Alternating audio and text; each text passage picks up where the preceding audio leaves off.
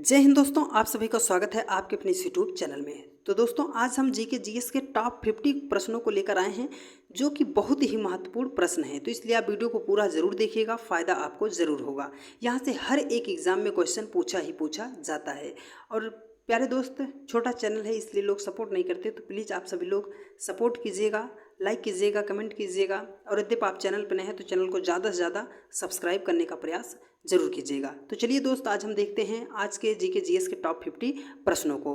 तो चलिए दोस्त, जैसे हमारे सामने ये पहला क्वेश्चन आ चुका है, देखिए कह रहा है कि मानव खोपड़ी में कितनी हड्डियां होती हैं। तो मनुष्य का जो खोपड़ी होती है, सिर होता है, उसमें कितनी हड्डियां होती हैं। तो मानव की खोपड़ी में कितनी हड्डियां होती हैं? 8 हड्डियां होती हैं। अगला क्वेश्चन कह रहा है कि मनुष्य का हृदय कितनी बार धड़कता है। तो मनुष्य का हृदय जो होता है 1 मिनट में कितनी बार धड़कता है? तो मनुष्य का हृदय जो होता है 1 मिनट में 72 बार क्या करता है? धड़कता है। ठीक है, चलिए हम चलते हैं नेक्स्ट क्वेश्चन पर। देखिए अगला क्वेश्चन है डियर, सारे इंपॉर्टेंट क्वेश्चन लाए हैं इसलिए आप वीडियो को जरा सा भी स्किप मत कीजिएगा, आपको फायदा जरूर होगा। अगला क्वेश्चन कह रहा है कि स्वस्थ मनुष्य की श्वसन दर कितनी होती है। तो स्वस्थ मनुष्य की श्वसन दर कितनी होती है? 16 से 18 बार होती है। तो स्वस्थ मनुष्य की श्वसन दर कितनी होती है? 16 से 18 बार होती है। अगला क्वेश्चन देखिए, कह रहा है कि मनुष्य के मस्तिष्क का वजन कितना होता है। तो मनुष्य के मस्तिष्क का वजन कितना होता है? जो मानव मस्तिष्क होता है उसका वजन कितना होता है? वो होता है 1350 से 1400 ग्राम तक होता है। ठीक है, चलिए अगले क्वेश्चन पर हम चलते हैं। देखिए सारे इंपॉर्टेंट क्वेश्चन लेकर आए हैं हम। देखिए डियर, अगला क्वेश्चन कह रहा है कि मानव शरीर की सबसे बड़ी ग्रंथि कौन सी है। तो मानव शरीर की सबसे बड़ी हड्डी, सॉरी डियर, कह रहा है कि मानव शरीर की सबसे बड़ी हड्डी कौन सी है। तो मानव शरीर की सबसे बड़ी हड्डी जो होती है वो क्या होती है? फीमर होती है, जो पाई कहाँ जाती है, जिसे हम क्या कहते हैं? जांग की हड्डी कहते हैं, सबसे बड़ी हड्डी होती है। अगला क्वेश्चन देखिए, कह रहा है कि मानव शरीर का सबसे कठोर तत्व कौन सा है। तो मानव शरीर का जो सबसे कठोर तत्व है वो क्या होता है? वो होता है एनामिल, है ना। तो सबसे कठोर तत्व जो होता है, आप इसको नोट करके रखिएगा कि एनामिल होता है। ठीक है, अब देखिए अगले क्वेश्चन पर हम चलते हैं। देखिए अगला क्वेश्चन हमारे सामने आ चुका है डियर। अगला क्वेश्चन कह रहा है कि मनुष्य के सौंदर्य का अध्ययन क्या कहलाता है। तो मनुष्य की जो सौंदर्यता का अध्ययन किया जाता है उसको हम क्या कहते हैं? उसको हम कहते हैं कैलोलॉजी कहते हैं। ठीक है, चलिए अगला क्वेश्चन कर रहा है कि सामान्य मनुष्य का रक्तचाप कितना होता है। तो सामान्य मनुष्य का रक्तचाप कितना होता है? 120/80 मिली होता है। ठीक है, 120 में क्या होता है? 80 मिली होता है। ठीक है, चलिए देखिए अगले क्वेश्चन पर हम चलते हैं। देखिए अगला क्वेश्चन आ चुका है हमारे सामने। देखिए अगला क्वेश्चन कह रहा है कि शरीर में रक्त परिभ्रमण, है ना, शरीर में रक्त परिभ्रमण कितना समय लगता है। रक्त परिभ्रमण में कितना समय लगता है? खून को शरीर में घूमने में कितना समय लगता है? तो वो लगता है 23 सेकंड लगता है। ठीक है, देखिए अगला क्वेश्चन कह रहा है कि मानव शरीर में जल की मात्रा कितनी होती है। तो हमारे शरीर में जल कितना % पाया जाता है? तो वो पाया जाता है 60 to 85%, मतलब 65 से 80% हमारे शरीर में जल पाया जाता है। चलिए अगले क्वेश्चन पर चलते हैं। देखिए अगला क्वेश्चन पर हम चल रहे हैं। देखिए अगला क्वेश्चन कह रहा है कि मानव शरीर की सबसे छोटी हड्डी, अभी हमने देखा था बड़ी हड्डी जिसको हम क्या बोलते हैं? फीमर, है ना। सबसे बड़ी हड्डी को हम क्या बोल रहे थे? फीमर बोल रहे थे, जांग की हड्डी। लेकिन ये कह रहा है कि मानव शरीर की सबसे छोटी हड्डी क्या है। तो उसका नाम क्या होता है? स्टेपीज होता है ना। स्टेपीज जो होता है मानव शरीर की सबसे छोटी हड्डी होता है। पाई कहाँ जाती है? तो ये पाई जाती है मध्य कर्ण में पाई जाती है, मध्य कान में पाई जाती है। अगला क्वेश्चन कह रहा है कि रक्त की मात्रा शरीर के भार का कितना प्रतिशत होता है। तो रक्त की मात्रा जो होती है शरीर के भार का कितना प्रतिशत होता है? 7% होता है। ठीक है, चलिए नेक्स्ट क्वेश्चन पर चलते हैं। देखिए डियर, अगला क्वेश्चन कह रहा है कि मानव शरीर में रक्त की मात्रा क्या है, अर्थात मानव शरीर में कितना खून जो है पाया जाता है। तो वो पाया जाता है 5 से 6 लीटर मानव शरीर में रक्त की मात्रा पाई जाती है। ठीक है, अब देखिए कह रहा है कि मानव रक्त का पीएच मान कितना होता है। तो जो हमारा खून होता है उसका पीएच मान कितना होता है।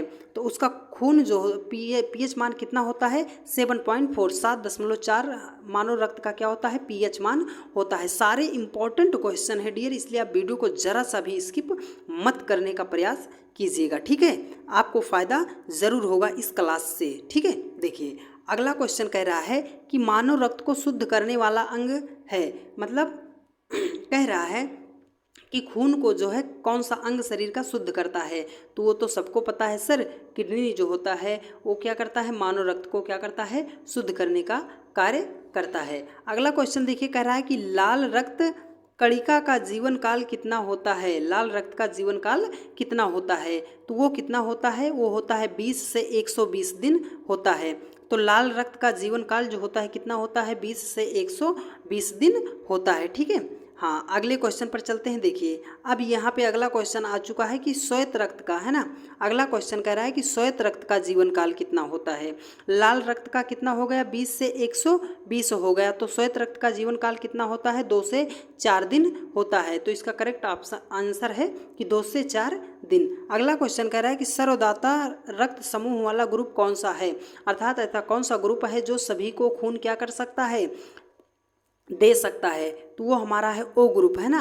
ओ ग्रुप जो होता है ये सभी को क्या कर सकता है, खून दे सकता है।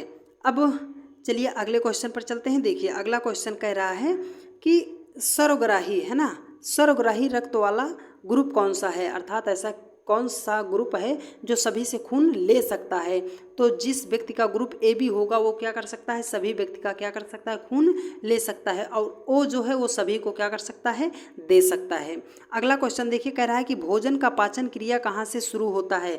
तो भोजन का पाचन क्रिया जो होता है कहाँ से शुरू होता है, वो शुरू होता है मुख से। जब हम भोजन खाते हैं तो तुरंत हमारे मुख से ही भोजन का पाचन क्रिया क्या हो जाती है, शुरू हो जाती है। चलिए हम चलते हैं नेक्स्ट क्वेश्चन पर। देखिए अगला क्वेश्चन कह रहा है कि पित्त जो है, पित्त किसके द्वारा स्रावित होता है।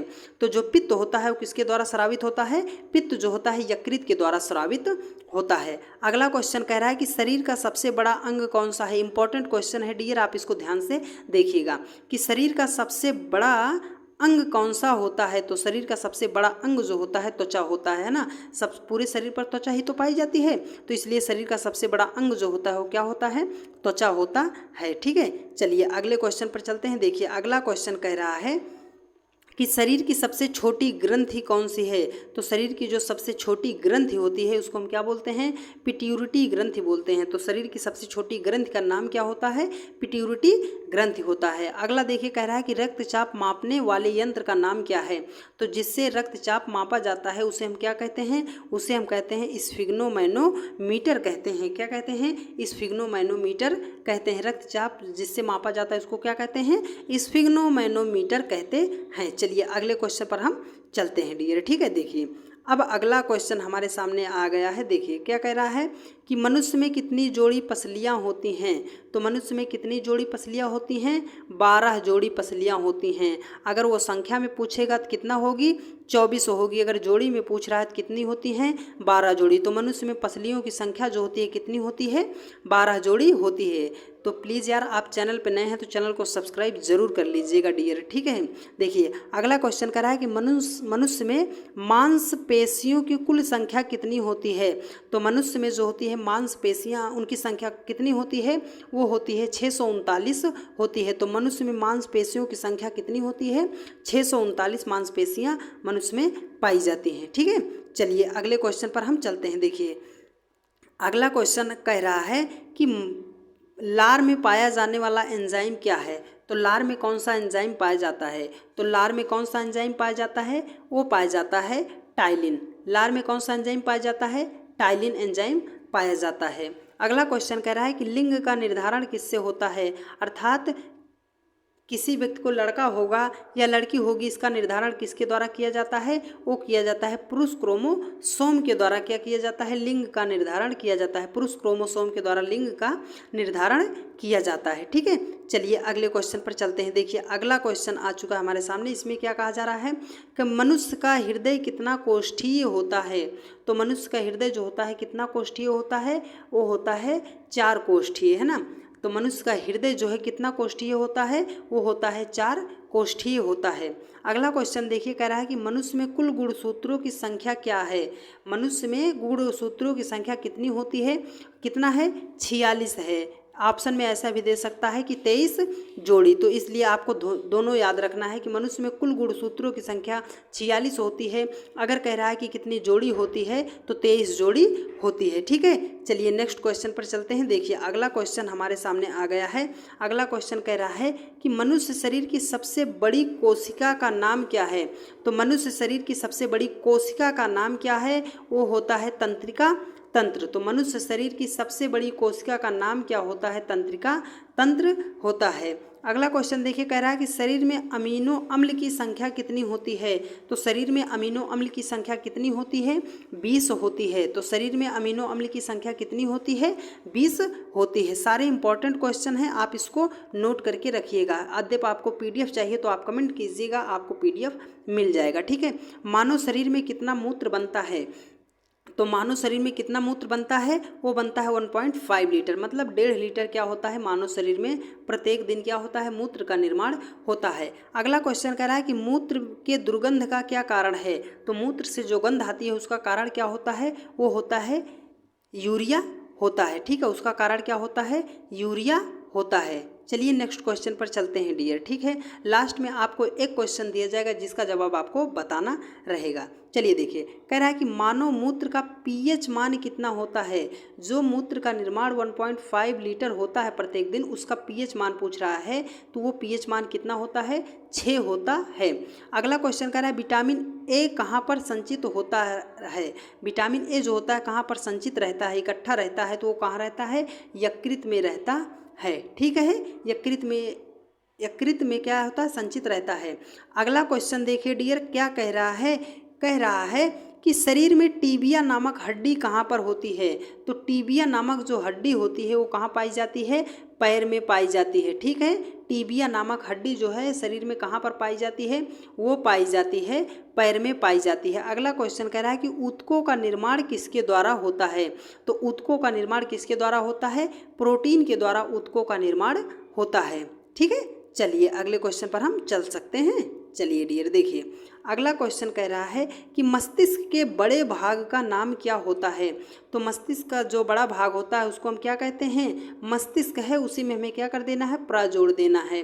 तो मस्तिष्क का सबसे बड़ा भाग जो होता है वो क्या होता है, प्रामस्तिष्क होता है। अगला क्वेश्चन कह रहा है कि शरीर का तापमान जो है कहाँ नियंत्रित होता है। तो शरीर का तापमान जो होता है कहाँ, हाइपोथैलेमस में क्या होता है, नियंत्रित होता है।